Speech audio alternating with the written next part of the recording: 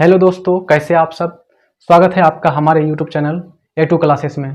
दोस्तों, आज मैं लेके आया हूँ बीए हिस्ट्री ऑनर्स पार्ट 1 के लिए। दोस्तों, उन स्टूडेंट्स के लिए जिन्होंने अपना स्नातक में दोस्तों इतिहास विषय को चुना है। मैंने इस पर ऑलरेडी एक वीडियो बना चुका हूँ दोस्तों, उसे आप पहले देख लें। उसके बाद यह वीडियो आपके लिए बहुत ही ज़्यादा यूजफुल होने वाला है। दोस्तों, आज मैं इसमें लेके आया हूँ, मैंने उस पिछले लेक्चर में बताया था कि पार्ट 1 में आपके हिस्ट्री का 2 पेपर होता है, पेपर 1 और पेपर 2। पेपर 1 का मैं लेकर के आया हूँ फुल सिलेबस और रेफरेंस बुक, यानी किन किन किताबों से हमें मटेरियल लेनी है, यानी हमें पढ़नी है। ठीक है दोस्तों, तो आइए सबसे पहले देख लेते हैं पेपर 1 के सिलेबस को। तो मैंने पहले बताया था पेपर 1 जो होता है वो आपका प्राचीन भारत के इतिहास से जुड़ा हुआ है। तो आइए सबसे पहले हम लोग सिलेबस को ही देख लेते हैं। ठीक है, तो सिलेबस में दोस्तों मैंने आपको बताया था कि ये फुल्ली होगा आपका प्राचीन भारत के इतिहास से जुड़ा हुआ, प्राचीन भारत का इतिहास। ठीक है दोस्तों, और ये आपका स्टार्टिंग से यानी प्रारंभ से लेकर कितना तक 1206 ईस्वी तक। ठीक है दोस्तों, 6 ईस्वी तक, यानी जब दिल्ली सल्तनत की स्थापना हुई थी, किसके द्वारा? कुतुबुद्दीन ऐबक के द्वारा। कुतुबुद्दीन ऐबक जो आपका मोहम्मद गौरी का क्या था? गुलाम था दोस्तों। तो मोहम्मद गौरी ही ने दिल्ली सल्तनत यानी उत्तरी भारत को जीता था दोस्तों। वो आप पढ़ेंगे, इसी में आ जाएगा आपका। और फिर मैं बात करूंगा रेफरेंस बुक। तो प्राचीन भारत का इतिहास, इसमें आपको सबसे पहले पढ़नी है दोस्तों प्राचीन भारत के इतिहास को। प्राचीन भारत का जो इतिहास है इसको जानने के स्रोत, यानी प्राचीन भारत के इतिहास को जानने के स्रोत। दोस्तों, यहाँ पर हम लोग डिटेल में सिलेबस को देखेंगे। तो प्राचीन भारत के इतिहास के जानने के स्रोत को आपको अच्छी तरह से पढ़नी होगी, यानी हमें प्राचीन भारत के इतिहास की जो जानकारी होती है किन किन स्रोतों से हमें होती है। जैसे हमें पुरातात्विक स्रोत से होती है। पुरातात्विक स्रोत हमें 2 तरह से स्पेशली हमको मिलता है दोस्तों। एक होता है पुरातात्विक स्रोत से। पुरातात्विक स्रोत समझते होंगे दोस्तों, जो पुरातत्वविद आपका खुदाई करके प्राप्त करता है, जैसे अभिलेख, जैसे सिक्के, जैसे स्मारक भवन, और भी जैसे मुहर, मनके, और भी बहुत सारी चीज़ होते हैं दोस्तों, चित्रकला। ठीक है, बर्तन, जितने मृत भांड होते हैं। उसके बाद दूसरा स्रोत होता है आपका दोस्तों साहित्यिक स्रोत। कौन सा स्रोत? साहित्यिक स्रोत। साहित्यिक स्रोत यानी जो आपका लेखक किताबें प्रकाशित की थी या लिख करके गए हैं, उनसे हमको जो जानकारी मिलती है। साहित्यिक स्रोत आपका 2 तरह का होता है। उसमें भी आपका एक हो जाए आपका उसमें धार्मिक स्रोत, धार्मिक साहित्य, और एक होता है धर्मेत्तर साहित्य। धार्मिक साहित्य यानी जो धर्म से जुड़ा हुआ साहित्य है, और धर्मेत्तर साहित्य जो होगा वो आपका धर्म से अलग थलग होगा। धार्मिक साहित्य में आप ऋग्वेद, यजुर्वेद, अथर्ववेद, सामवेद, मनु स्मृतियाँ, उसके बाद आपका बौद्ध धर्म के साहित्य जो होंगे वो हो जाएंगे। जैन धर्म के जो साहित्य हो जाएंगे वो भी धर्म से जुड़ा हुआ है। ठीक है दोस्तों, ये हो जाएंगे सारा आपका धार्मिक साहित्य में। और धर्मेत्तर साहित्य में कौन क्या क्या हो जाएगा? तो धर्मेत्तर साहित्य में आप हो जाएगा आपका, जैसे अलबेरूनी ने लिखा था दोस्तों किताबुल हिंद, जैसे आपका इब्न बतूता ने रेहला लिखा, जैसे आपका हिस्टोरी का लिखा था कौन? आपका क्या नाम है उसका, आपका हेरोडोटस लिखा था, जैसे दोस्तों अबुल फजल का अकबरनामा। तो ये सारे आपका किस में आ जाएंगे? धर्मेत्तर साहित्य में आ जाएंगे। ठीक है दोस्तों, ये आपका पहला पॉइंट हो जाएगा। इसको आपको डिटेल से पढ़नी पड़ेगी, ये आपका हो जाएगा सिलेबस के अंतर्गत आता है ये। उसके बाद आपको दूसरा पॉइंट में आपको इंडस वैली सिविलाइजेशन, जिसको सिंधु घाटी सभ्यता कहते हैं दोस्तों। इंडस वैली सिविलाइजेशन, सिंधु घाटी सभ्यता, इसे हड़प्पा सभ्यता के नाम से भी जाना जाता है। इसे आपका विरहत्तर सिंधु सभ्यता के भी नाम से जाना जाता है। तो इंडस वैली सिविलाइजेशन में आपको क्या क्या पढ़ना है? तो इंडस वैली सिविलाइजेशन में इसका नगर नियोजन कैसा था, यानी नगरों की बसावट कैसी थी, नगर नियोजन पढ़नी है आपको इसकी। ठीक है दोस्तों, इस समय धार्मिक स्थिति, यानी धर्म में क्या क्या होता है, यानी किस तरह का पूजा होता था, वृक्ष की पूजा, शिव पूजा, मातृदेवी की पूजा, जल की पूजा, सूरज की पूजा। ठीक है, ये सारे पूजा होते थे, इसका व्याख्या करनी है आपको। उसके बाद इस समय की संस्कृति यानी कला, किस किस तरह की, यानी इसमें जैसे स्थापत्य कला, भवनों का निर्माण शुरू हो गया था दोस्तों। इसी समय आपका क्या हो गया था, बंदरगाहें बनने लगे थे। उसके बाद इसी समय आपका क्या, कब्रिस्तान बनने लगे थे। कब्रिस्तान यानी आदमी को दफनाया जाता था कब्रिस्तान में, उसके भी साक्ष्य मिले हैं। उसके बाद व्यापार वाणिज्य, ये सारे आपका संस्कृति में आ जाएंगे। इंडस वैली में आपको लास्ट में आपको इसके पतन, यानी इतनी बड़ी जो नगरीय सभ्यता थी, इसका पतन क्यों हुआ, इसका फॉल डाउन क्यों हुआ, इसके कारणों का व्याख्या करना है। जैसे इसके पतन में आपको पढ़ना है क्या क्या, जैसे महामारी का प्रकोप, जैसे बाढ़ के कारण इसका पतन हुआ, जैसे आर्थिक स्थिति खराब होने के कारण, जैसे विदेशियों ने आक्रमण किया था जिस कारण पतन हुआ। फिर कुछ का कहना है कि नहीं जलवायु परिवर्तन के कारण ये हो गया। किसी का कहना है कि नहीं नदी के कटाव बहुत ज़्यादा, नदी सिंधु नदी था, रावी नदी था, चेनाब था, ये सब नदी बहुत ज़्यादा कट रहा था जिस कारण इसका पतन हो गया। ढेर सारा है, कोई कहता है कि नहीं प्लेग और मलेरिया की बीमारी फैलने से ये इसका पतन। तो जब आप इसको अच्छी तरह से पढ़ेंगे दोस्तों, सारा चीज़ आपको अच्छी तरह से जानकारी आती रहेगी। तो ये इंडस वैली सिविलाइजेशन, इससे प्रत्येक वर्ष आपको एक क्वेश्चन, एक ना एक क्वेश्चन आपको देखने को मिलेगा ही दोस्तों। तो इसलिए इंडस वैली सिविलाइजेशन को तो आपको अच्छी तरह से पढ़नी भी है। उसके बाद आपका थर्ड नंबर में आप ऋग्वैदिक काल पढ़ेंगे दोस्तों। कौन सा काल, ऋग्वैदिक काल।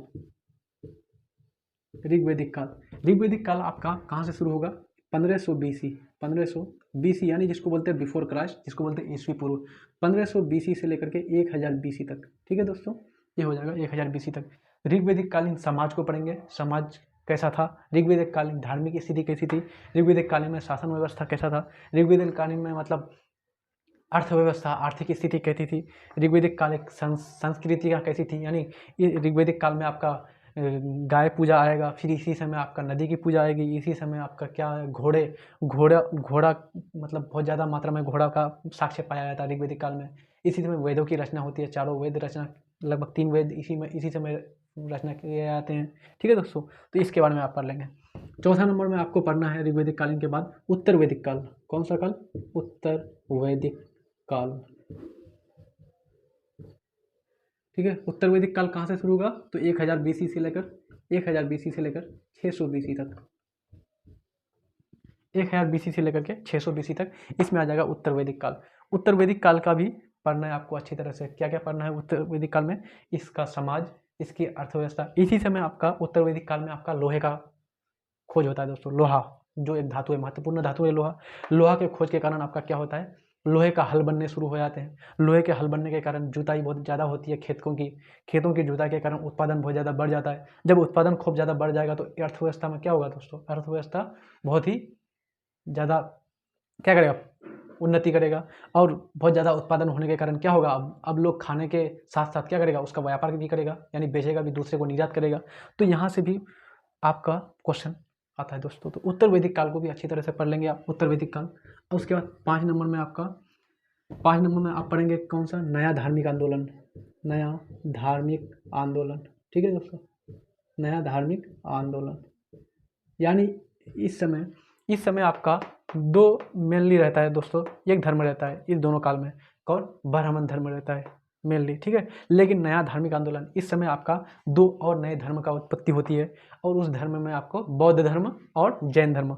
नया धार्मिक आंदोलन में आपको जैन धर्म और बौद्ध धर्म, इन दोनों धर्मों की आपको व्याख्या करनी है, उसकी अच्छी तरह अध्ययन करनी है दोस्तों। जैन धर्म में आपका महावीर जैन, जिसको महावीर स्वामी के नाम से जाना जाता है, जिसका जन्म कुंडीग्राम में हुआ था। तो उसके बारे में पढ़ेंगे, उसकी जीवनी को पढ़ेंगे, उसकी शिक्षा के बारे में पढ़ेंगे, उसकी तपस्या, ये सब के बारे में सब कुछ पढ़ेंगे। उसके बाद बौद्ध धर्म के बारे में, बौद्ध धर्म में आपका स्पेशली आता है महात्मा बुद्ध, बौद्ध धर्म का जो संस्थापक था महात्मा बुद्ध, उसके बारे में पढ़ेंगे। महात्मा बुद्ध की जीवनी कैसी थी, जीवन कैसा था, महात्मा बुद्ध, शिक्षा। दोस्तों इन दोनों में से हमेशा एक प्रश्न रहता है दोस्तों प्रत्येक वर्ष। कभी जैन धर्म से संबंधित महावीर जैन का पूछ लिया जाता है, तो कभी बौद्ध धर्म से संबंधित महात्मा बुद्ध से पूछ लिया जाता है। तो इसलिए आपको इसको भी अच्छी तरह से पढ़ना है आपको दोस्तों। ठीक है, आई थिंक ये आपका सिलेबस का 5 पॉइंट आपको अच्छी तरह से समझ में आ गया होगा। तो अब आगे बढ़ते हैं दोस्तों। आपका छठा पॉइंट होगा आपका मौर्य काल। कौन सा काल, मौर्य काल। मौर्य काल, जी हाँ दोस्तों, 5वां पॉइंट में मैं आपको बताया था नया धार्मिक आंदोलन। नया धार्मिक आंदोलन में आप महाजनपद को भी पढ़ेंगे दोस्तों, जनपद काल जिसको बोलते हैं, महाजनपद काल। टोटल 16 महाजनपद थे दोस्तों हमारा भारत में, 16 महाजनपद। जैसे आपका मगध एक बड़ा जनपद था, महाजनपद था। उसके बाद लिच्छवी, जैसे काशी, अयोध्या में स्थित था जो काशी, कौशल, उसके बाद कांधार, उसके बाद आपका चेदी, उसके बाद मल्ल। टोटल 16 महाजनपद था दोस्तों। उन 16 महाजनपदों को आपको अच्छी तरह से जाननी है, उसकी राजधानी कहाँ थी, ये सब के बारे में। छठा पॉइंट में आपको मौर्य काल के बारे में अच्छी तरह से पढ़नी है। यानी मौर्य काल लगभग कितना 320 BC से लेकर के 200 BC तक। ठीक है दोस्तों, 200 BC तक। इस मौर्य काल में आपका 3 शासक आता है दोस्तों। एक आ जाता है चंद्रगुप्त मौर्य, चंद्रगुप्त मौर्य। उसके बाद आता है दोस्तों बिंदुसार, इसी का बेटा है दोस्तों बिंदुसार, चंद्रगुप्त का। और फिर बिंदुसार का बेटा होता है सम्राट अशोक। इसको तो सब कोई जानता है दोस्तों, सम्राट अशोक, जिन्होंने कलिंग पर 8 साल तक आक्रमण किया था दोस्तों, और 262 ईस्वी पर पूर्व जीता था। 8 साल के बाद इन्होंने जीता था, और उसी समय इन्होंने युद्ध को त्याग करके अपना युद्ध को त्याग दिया था, और एक अहिंसावादी शासक बन गया था दोस्तों, यानी हिंसा को छोड़ दिया था। इस चंद्रगुप्त मौर्य, बिंदुसार, अशोक कभी आया था दोस्तों चंद्रगुप्त मौर्य की उपलब्धि के बारे में, चंद्रगुप्त का विजय, या बिंदुसार के बारे में। अशोक के बारे में तो आता है दोस्तों, अशोक के बारे में तो बार बार आता है, अशोक की उपलब्धियाँ, या अशोक को चक्रवर्ती सम्राट क्यों कहा जाता है। ठीक है, मौर्य काल में आपको इसकी शासन व्यवस्था को भी पढ़ लेनी दोस्तों। इसकी शासन व्यवस्था कैसी थी इस समय का शासन व्यवस्था। ठीक है दोस्तों, शासन व्यवस्था, आर्थिक स्थिति कैसी थी। ठीक है, आर्थिक स्थिति कैसी थी, इस समय का कल्चर संस्कृति कैसा था। ठीक है दोस्तों, इस चीज़ में। और अशोक का धम्म नीति, अशोक ने जो नीति अपनाई थी धम्म, यानी जब उन्होंने कलिंग युद्ध के बाद उन्होंने हिंसा को छोड़ दिया, त्याग दिया, युद्ध को त्याग दिया, तो उन्होंने एक नीति अपनाया था दोस्तों धम्म की नीति, यानी धर्म की नीति। प्रत्येक धर्म को क्या देना जाए, क्या दिया, वो संरक्षण किया, प्रत्येक धर्म का संरक्षण किया, और धर्म महामात्र की बहाली किया। बहाली करके सबको बोला कि नहीं, सबको अपने अपने धर्म में विश्वास, हाँ, मतलब पूजा पाठन, इस पर ध्यान देना चाहिए। तो अशोक ने ये धम्म नीति को अपनाया था, अशोक के अभिलेख। तो जब आप मौर्य काल पढ़ेंगे तो ये सारी चीज़ों पर अच्छी तरह से ध्यान देंगे दोस्तों। ठीक है, आपका 7वां पॉइंट आप चलते हैं। 7वां पॉइंट में है आपका मौर्योत्तर काल, यानी मौर्य के बाद का काल। ठीक है दोस्तों, मौर्योत्तर काल। इस समय मौर्य का समाप्ति नहीं हुआ है, इसी में आपका एक चीज़ पढ़नी है दोस्तों, मौर्य का पतन। ठीक है, यानी मौर्य साम्राज्य जो था उसका पतन कैसे हो गया, उसकी समाप्ति कैसे हुई, उसका डेक्लिनेशन कैसे हो गया, या उसका फॉल डाउन कैसे हुआ दोस्तों, यानी पतन कैसे हो गया। ठीक है, तो उसका पतन के कारण को भी अच्छी तरह से पढ़ लेनी है। ठीक है, उसके बाद आप मौर्योत्तर काल पढ़ेंगे दोस्तों। मौर्योत्तर काल लगभग कितना से कितना हो जाएगा, लगभग आपका 200 BC से स्टार्ट होगा, और आपका ये हो जाएगा 300 AD तक। 300 AD, एडी किसको बोला जाता है दोस्तों, एनो डोमिनी, यानी ईस्वी। इसको बोलते हैं बिफोर क्राइस्ट, इसको बोलते हैं एनो डोमिनी। तो मौर्योत्तर काल में आपको भी 3 चीज़ पढ़नी है दोस्तों मुख्यतः। एक वंश पढ़ना है शुंग वंश। कौन सा वंश, शुंग वंश। एक पढ़ना है आपको कुषाण वंश। और एक पढ़ना है दोस्तों आपको सातवाहन वंश, सातवाहन शासकों के बारे में। ठीक है, तो शुंग वंश, कुषाण वंश और सातवाहन शासक यानी सातवाहन वंश के बारे में पढ़ लेंगे दोस्तों। इसकी उपलब्धि क्या थी शुंग वंश की, शुंग वंश कौन थे, ब्राह्मण थे या जैन थे, इसके बारे में पढ़ेंगे। शुंग वंश की विजय या शुंग वंश के समय क्या क्या चलाया गया है ना। कुषाण वंश की उपलब्धि के बारे में बात करेंगे आप। तो ये सारी चीज़ अच्छी तरह से आप देख लेंगे। ठीक है दोस्तों, आइए अगला पॉइंट आपका मौर्योत्तर काल के बाद आ जाता है दोस्तों। मौर्योत्तर काल के बाद आ जाता है आपका गुप्त काल। कौन सा काल, गुप्त काल। गुप्त काल, इसे स्वर्ण काल भी कहा जाता है दोस्तों। कौन सा काल, स्वर्ण काल।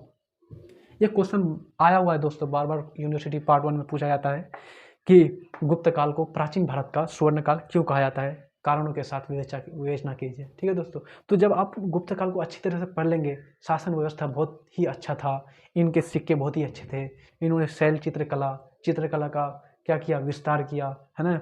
उसके बाद इसके शासक जो थे बहुत ही कुशल शासक थे, बहुत ही दृढ़ शासक थे, विजय अभियान चलाते थे, तो ये हमेशा विजय प्राप्ति करते थे। तो इसके बारे में जब अच्छा से व्याख्या करेंगे तब कहेंगे कि हाँ, अतः पता चलता है कि यह स्वर्ण काल था। इस तरह से हम बात करेंगे। तो गुप्त काल की आपको मूर्ति कला पर बात पढ़ लेनी है। क्या, मूर्ति कला है ना, मूर्ति कला का अच्छी तरह से शुरुआत हो जाएगा यहाँ पर, चित्रकला का भी होगा। उसके बाद इसके सम्राट के बारे में पढ़ेंगे दोस्तों, गुप्त काल के सम्राट। गुप्त काल के सम्राट में आप पढ़ लेंगे, एक शासक के बारे में पढ़ेंगे गुप्त काल का है वो चंद्रगुप्त प्रथम। ठीक है दोस्तों। उसके बाद एक शासक है आपका समुद्रगुप्त, समुद्रगुप्त। और एक शासक है आपका कौन, चंद्रगुप्त द्वितीय, चंद्रगुप्त द्वितीय। ठीक है, तो ये आप पढ़ लेंगे, इसका शासन व्यवस्था को भी पढ़ेंगे, गुप्त काल का शासन व्यवस्था को पढ़ लेंगे। मैं फिर पॉइंट को अच्छी तरह से दे देता हूँ सब दोस्तों लिख करके, लेकिन आप जब गुप्त काल में बोल देता हूँ तो उसको अच्छी तरह से पढ़ लेनी है। ठीक है, तो गुप्त काल का शासन व्यवस्था भी पढ़ लेना है, गुप्त काल के पतन के बारे में भी पढ़ लेंगे। ठीक है दोस्तों, तो आइए आगे बढ़ते हैं दोस्तों। नौवां पॉइंट है आपका, नौवां जो पॉइंट है आपका बिंदु है दोस्तों, वो है आपका गुप्त काल के बाद हर्षवर्धन का काल, हर्षवर्धन। ठीक है दोस्तों, ये सम्राट था, ये भी शासक था एक, हर्षवर्धन। तो हर्षवर्धन का दो चीज़ पढ़ लेना आपको, इसकी जीवनी पढ़ लेनी है और इसकी उपलब्धियाँ पढ़ लेनी है, उपलब्धि।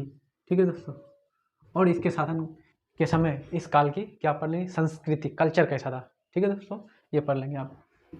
आपका आ जाएगा 9वां पॉइंट के बाद आपका 10वां पॉइंट। 10वां पॉइंट में आप पाल शासक के बारे में पढ़ लेंगे। किसके बारे में, पाल शासक, पाल शासक के बारे में पढ़ लेंगे, इसका क्या योगदान और इसकी उपलब्धियों के बारे में पढ़ लेंगे, पाल शासक के बारे में। ठीक है, अब 11वां पर पढ़ेंगे आप, 11वां पढ़ेंगे आप राजपूत, जो राजपूत शासक थे दोस्तों, तो राजपूतों की उत्पत्ति, राजपूतों की उत्पत्ति,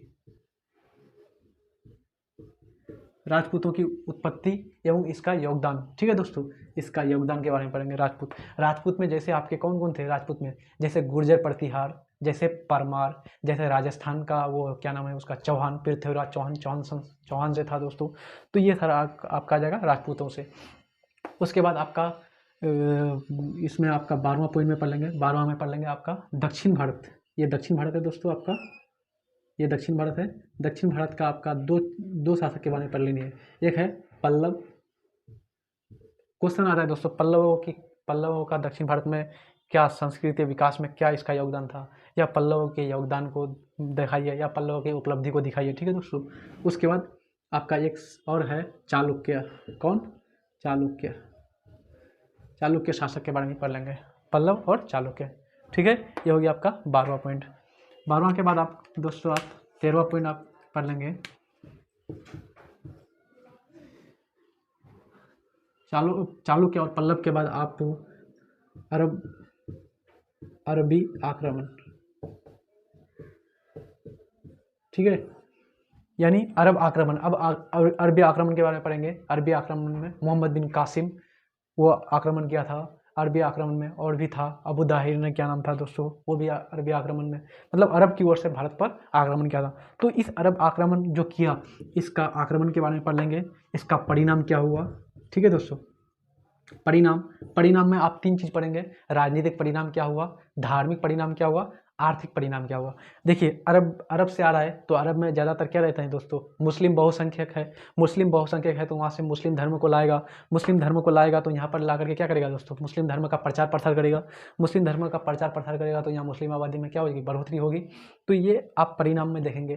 फिर उसके बाद राजनीतिक परिणाम देखेंगे कि क्या क्या यहाँ पर, क्या अरबी जो आक्रमण हुआ था, क्या भारत में वो अपना सत्ता स्थापित किया था या नहीं, इस तरह देखेंगे। आर्थिक परिणाम, यानी उन्होंने धन लूट करके लेके गया या यहाँ पर धन ला करके जमा किया, इस तरह से देखेंगे। धार्मिक परिणाम आप अच्छी तरह से देख लेंगे। ठीक है दोस्तों, इन्होंने अपने साथ क्या क्या कल्चर वहाँ से लेके आया है ना, खान पान क्या क्या लेके आया, तो ये सारा चीज़ आप देख लेंगे अरबी आक्रमण में। ठीक है, और लास्ट पॉइंट आपका दोस्तों 14वां पॉइंट आपका लास्ट है आपका, लास्ट आप पढ़ेंगे किसको, अरबी आक्रमण के बाद आप पढ़ लेंगे, अरबी आक्रमण के बाद आप तुर्क आक्रमण। ठीक है, तुर्क आक्रमण। ठीक है, तुर्क आक्रमण में आप 2 शासक के बारे में स्पेशली पढ़ेंगे दोस्तों। एक है आपका महमूद गजनवी, इसको तो आप जानते ही होंगे, महमूद गजनवी, जिन्होंने भारत पर लगभग 17 बार आक्रमण किया था। और एक था आपका मोहम्मद गौरी। कौन था दोस्तों, मोहम्मद गौरी, महमूद गजनवी, मोहम्मद गौरी। इन्होंने लगभग 1024, 1010, 1024 इस तरह से इन्होंने भारत पर आक्रमण किया था। गुजरात का सोमनाथ जो मंदिर था दोस्तों, वहाँ पर आक्रमण किया था। मथुरा में जो था वहाँ पर आक्रमण किया था मोहम्मद गजनवी। उसके बाद मोहम्मद गौरी के बारे में पढ़ेंगे आप। मोहम्मद गौरी जिन्होंने पृथ्वीराज चौहान को तराइन के दूसरे युद्ध में हराया था दोस्तों, मोहम्मद गौरी। और इनकी मृत्यु, ये लगभग उत्तर भारत में इन्होंने अपना क्या कर दिया था दोस्तों, अपना सत्ता स्थापित कर दिया था। मोहम्मद गौरी ने दिल्ली सल्तनत की स्थापना किया था। इसी के गुलाम था कुतुबुद्दीन ऐबक। कुतुबुद्दीन ऐबक मोहम्मद गौरी का गुलाम था। कुतुबुद्दीन ऐबक 1206 ईस्वी में मर गया। तो इसकी मृत्यु के बाद इसका जो गुलाम था कुतुबुद्दीन ऐबक, वो दिल्ली सल्तनत का स्थापना करता है और दिल्ली की गद्दी पर वो बैठता है।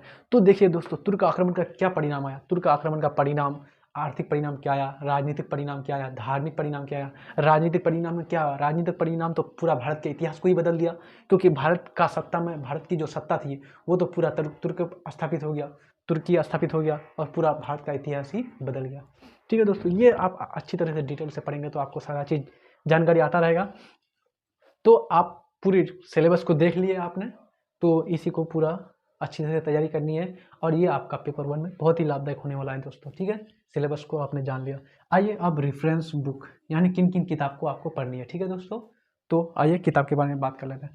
तो किताब में सबसे पहले दोस्तों किताब में आपको पढ़नी है, अगर आपने इंटर किया है किस में, आर्ट्स से, ठीक है, अच्छी तरह से पढ़ करके, तो आपको मेरा जो पहला जो चीज़ है इसको पढ़ने का ज़रूरत नहीं है उसके लिए। अगर आपने साइंस रखा था, इंटर में साइंस बैकग्राउंड से थे, लेकिन आपने ग्रेजुएशन में आपने क्या किया, स्नातक में आपने इतिहास विषय या फिर अदर सब्जेक्ट को चुन लिया इंटर मतलब ये ग्रेजुएशन में, तो उसके लिए है वो आपको सबसे पहले आपको उसको पढ़नी है 6th क्लास की NCERT हिस्ट्री।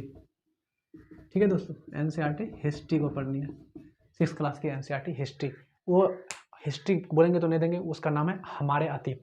ठीक है दोस्तों, मैं किताब भी रखा हुआ है, मैं आपको दिखा देता हूँ। ये आपकी किताब है, ठीक है, ये हमारे अतीत 1, ये क्लास 6 का है दोस्तों। क्लास 7 का हमारे यानी प्राचीन भारत से कुछ नहीं मिलेगा, या हमको लगभग जो मिलेगा प्राचीन भारत का क्लास 6 में मिलता है। तो ये बेसिक किताब है दोस्तों, इसको अगर पढ़ लेंगे तो आपके बेसिक वर्ड जो है सब कुछ मजबूत हो जाएंगे। जैसे अभिलेख किसे कहते हैं, जैसे पुरातत्वविद किसको कहते हैं, जैसे उत्खनन किसको बोलते हैं, जैसे पुरास्थल किसको बोलते हैं, जैसे पांडुलिपियाँ किसको कहते हैं। तो ये सारी चीज़ आपको अच्छी तरह से जानकारी आ जाएगी। ठीक है, मोटा मोटी जानकारी आ जाएगा, यानी आपका बेसिक मजबूत हो जाएगा। ठीक है दोस्तों, उसके बाद आप जब इसको पढ़ लेंगे तो प्राचीन भारत का दोस्तों, प्राचीन भारत का 11th क्लास का हिस्ट्री आता है।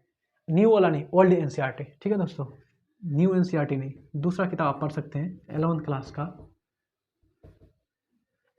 का NCERT हिस्ट्री, ओल्ड हिस्ट्री, यानी प्राचीन भारत का इतिहास मिलता है। ओल्ड वाला, पुराना, नया वाला नहीं, न्यू वाला मेरे पास है दोस्तों, ये आपका न्यू वाला है। ठीक है, ये न्यू वाला, तो विश्व इतिहास के कुछ विषय, ये वाला नहीं, ये न्यू हिस्ट्री है दोस्तों। पहले दूसरा हिस्ट्री था यानी ओल्ड। जब बुक स्टोर में जाके बोलेंगे हमको ओल्ड हिस्ट्री दीजिए 11th क्लास का, तो आपको देंगे वो ओल्ड हिस्ट्री, पूरा इसमें जुड़ा, उसमें पूरा चर्चा किया गया है दोस्तों इसके बारे में सही से। ठीक है, अगर आपने इंटर किया है, आर्ट्स बैकग्राउंड है आपका, तो कोई दिक्कत नहीं आपको, आप डायरेक्ट स्टैंडर्ड बुक पढ़ लीजिए। और स्टैंडर्ड बुक में आपको पढ़नी है दोस्तों प्राचीन भारत का इतिहास। ठीक है, प्राचीन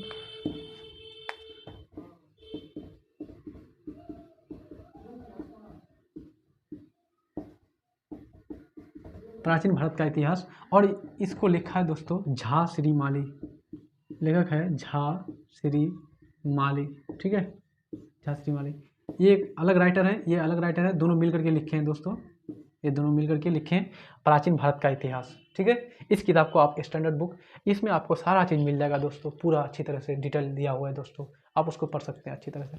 वो बुक मेरे पास भी है, आप इस बुक को ले सकते हैं दोस्तों। यही किताब है आपका प्राचीन भारत का इतिहास, है ना, प्राचीन भारत का इतिहास। ये आपका शिवपति है जो मोहनजोदड़ो से प्राप्त किया है दोस्तों, ये इसका फोटो है, मोहनजोदड़ो से प्राप्त किया गया ये मूर्ति है, और इसी को लिखा है दोस्तों झा श्री माली ने। ठीक है, तो इस किताब को आप प्रेफर कर सकते हैं, पढ़ सकते हैं। या आप जिसको ये किताब नहीं चाहिए तो आप कोई दूसरा किताब ले सकते हैं। तो प्राचीन भारत का इतिहास आता है दोस्तों, प्राचीन भारत का इतिहास आता है, और उसका लेखक है राधा कृष्ण चौधरी। कौन? राधा कृष्ण चौधरी। ठीक है दोस्तों, राधा कृष्ण चौधरी। तो इस राधा कृष्ण चौधरी की किताब को भी आप पढ़ सकते हैं, प्राचीन भारत का इतिहास ही आता है।